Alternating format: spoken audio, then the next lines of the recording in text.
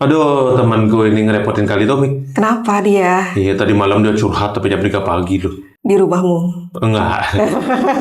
Lewat telepon. Kirain membuatkan ya. Jadi dia curhat yang dia baru putus nih sama mantannya. Iya. Ini selalu kejadiannya terjadi setiap kali dia pacaran dan putus. Oh, berarti sudah sempat berkali-kali Putus. pacaran ya? Iya. Pacaran, putus, cari yang baru. Oh, Ya. cari yang baru. Ya total udah 99 sih. Oh, oke. Jadi bayangkan selama 99 kali itu dia setiap putus selalu nelpon kan. Habis itu bilang kangen. Gitu. Oh, ini berarti pro ya dalam percintaan. Dalam dunia perputusan sih. Tapi dari sekian banyak hubungan ada yang putus nyambung ini kan. Saya lagi mikir nih, emang pasti ya setiap kita putus itu kita selalu kangen dengan orang-orang itu ya. Pasti ya. Oh, gitu ya. Itu adalah sesuatu yang bisa dipastikan sih, karena kan ini kan konteksnya tuh sempat pacaran, Betul. akhirnya putus, jadi mantan, Benar. jadi ex, Betul, orang betul. bilangnya seperti itu kan, dan ya kenapa akhirnya itu menjadi sesuatu yang pasti kita kangen gitu ya, kita memikirkan orang tersebut karena orang tersebut sudah sempat ambil andil dalam kehidupan kita. Oh, dia pernah ada di kehidupan kita soalnya. Ya, dalam kurun waktu tertentu, entah itu singkat atau lama, tapi kan cukup mengisi hari-hari kita, cukup membangkitkan sisi emosional kita, perasaan kita. Oke. Makanya wajar banget sih kalau teringat, terus kangen loh sama dia apa kabar ya? Oh iya.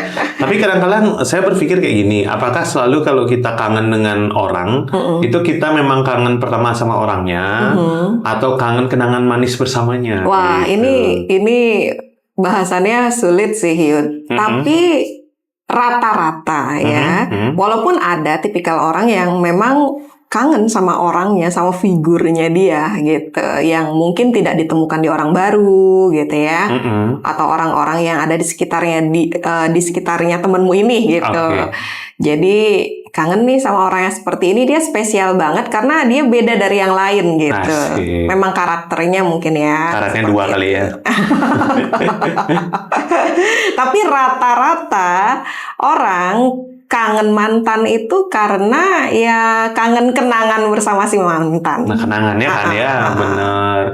Karena kalau emang dia kangen sama orangnya, kan nggak mungkin harusnya mereka berantem. Nah, benar. Kalau misalnya memang dia sebegitu cintanya gitu ya, atau mungkin sebegitu melekatnya sama si mantan ini, ya pacar lah ya, sebelumnya kan jadi pacar ya. Kok bisa sampai putus gitu kan? benar. Jadi putus itu kan sebelumnya pasti ada problema ya, atau ada masalah sampai akhirnya putus gitu. Dan kebanyakan juga orang jarang yang putusnya baik-baik. Nah, betul. Iya kan? Kalau baik-baik itu silaturahmi namanya. Kebanyakan kenapa sih orang putus itu pasti bermasalah ya? Jarang banget yang kontrak kita habis nih gitu. Itu namanya kayak kawin kontrak ya. Iya. Kita udah selesai, kita putus aja, besok bisa aja gitu. Susah banget ya. Justru karena masalah itu yang akhirnya ujungnya jadi putus, Yud. Iya kan? Boleh dijelasin nggak? Kita kan menjalin relasi nih, hubungan spesial nih, cowok cewek, deal-dealan, pacaran yuk. Iya, betul. Terus seiring berjalannya waktu kita kenal karakternya, kebiasaannya, tipikalnya dia seperti apa. Ternyata ada perbedaan di situ. Nah, Perbedaan ini bisa memicu masalah.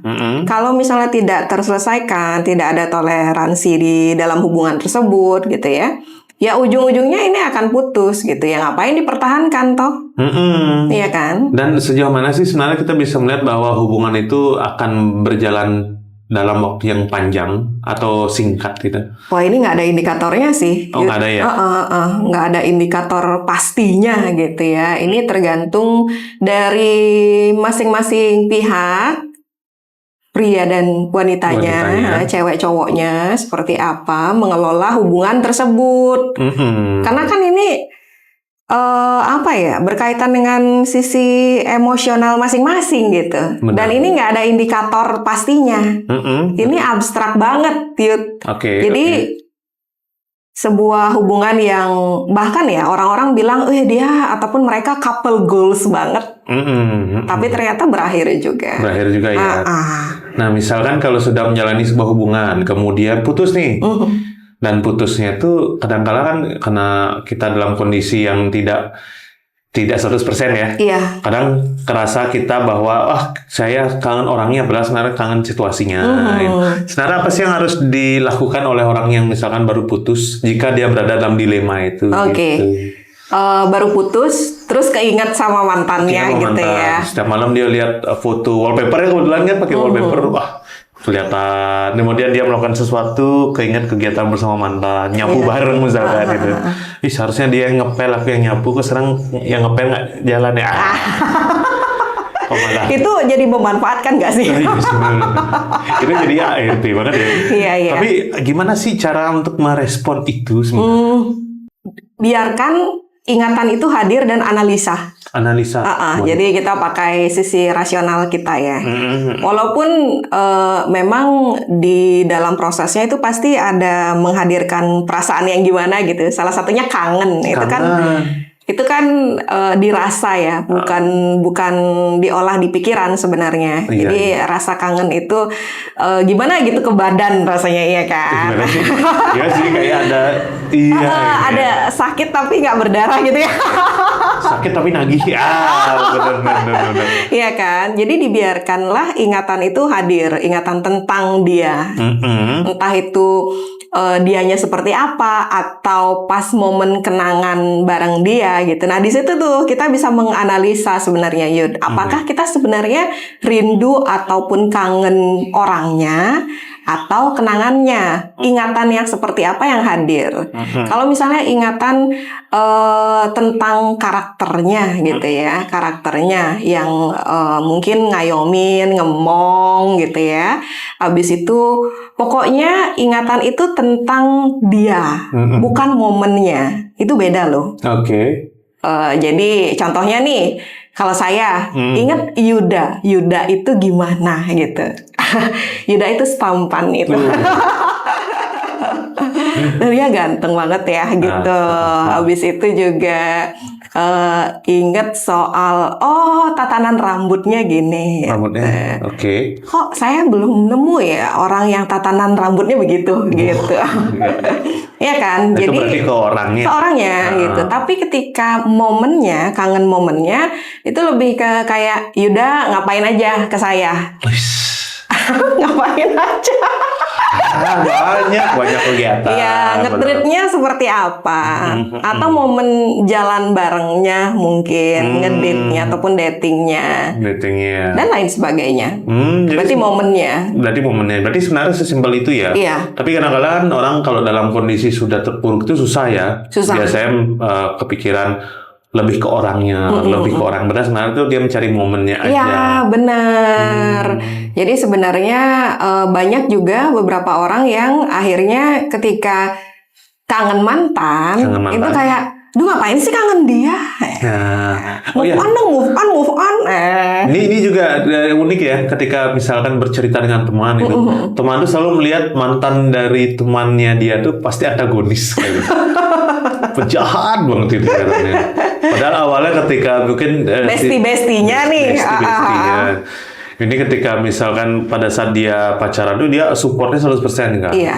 Dia sama dia aja gini. Tapi ketika putus, langsung kayak musuh negara gitu. Pengkhianat dia, jangan ngomongin dia lagi. Tapi kadang kita juga direcoki ya sama sekeliling kita. Makanya pilih bestie yang baik. Benar ya. Karena kadang-kala itu juga pengaruh ya. Hubungan antara pasangan ketika kita memiliki koneksi dengan para bestie ini, mereka saling mempengaruhi. Benar. Bisa jadi satu momen pasangannya baik-baik aja, tapi bestinya gitu kan. Jadinya malah manes-manesin gitu, kompor banget kan. Jadi yang harusnya hubungannya biasa aja malah jadi agak chaos. Iya. Ada lagi yang lebih berbahaya nih. Apa tuh? Standar TikTok tuh. Baik. Padahal sebenarnya ini udah baik-baik aja nih sama si pasangan kan.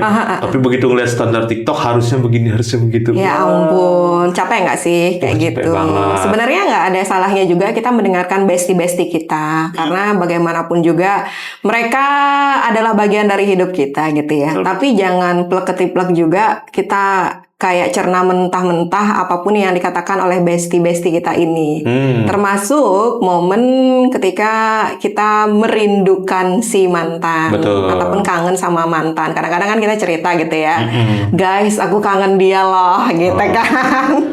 Langsung tiba-tiba begitu si dia ngomong gitu kan, langsung di-kick dari grup. Janganlah, jahat banget. Nah, ketika misalnya ada beberapa kawan kita, bestie-bestie kita yang mungkin lagi kangen sama mantannya, sepertinya jangan buru-buru kasih tahu move on dong, kan udah lama putus sama dia, cari yang baru, apalah segala macam. Kadang itu jatuhnya jadi toxic positivity. Iya ya. Iya kan? Maunya ngasih tahu sesuatu yang benar, tapi kerasanya malah menyakitkan ya. Iya. Justru dikeluarin aja, bantu dia mengeluarkan rasa rindu itu. Caranya gimana? Caranya adalah memancingnya. Misalnya, aduh guys, aku kangen dia loh. Emang kamu kangen dianya kayak gimana? Gitu. Jadi biar keluar aja apa yang dia pikirkan. Iya. Dari omongan pun cukup berarti ya. Kadang-kadang juga keluarlah jawaban, aku kangen bareng dia dulu gini gitu. Oh, berarti itu kangen momennya. Oke, berarti kalau misalkan teman saya ada yang kangen mantan, saya tahu harus ngasih tahu dia. Gimana? Saya suruh dia dengerin Dewa 19. Gimana? Kejawab nggak kegalauan kalian dari obrolan kita tadi? Emang ya, susah banget kalau logika ketemu sama perasaan. Bawaannya berantem terus. Tapi tenang, bareng Bligong Yuda dan Mika Karisa, kita akan coba kasih solusi terbaik dari segala macam pertanyaan yang menghantui kepala kalian nih. Pantengin terus podcast Hati versus Otak di hari Rabu jam 8 waktu Indonesia Barat dan kasih otak dan hatimu berteman malam ini. Besoknya berantem lagi.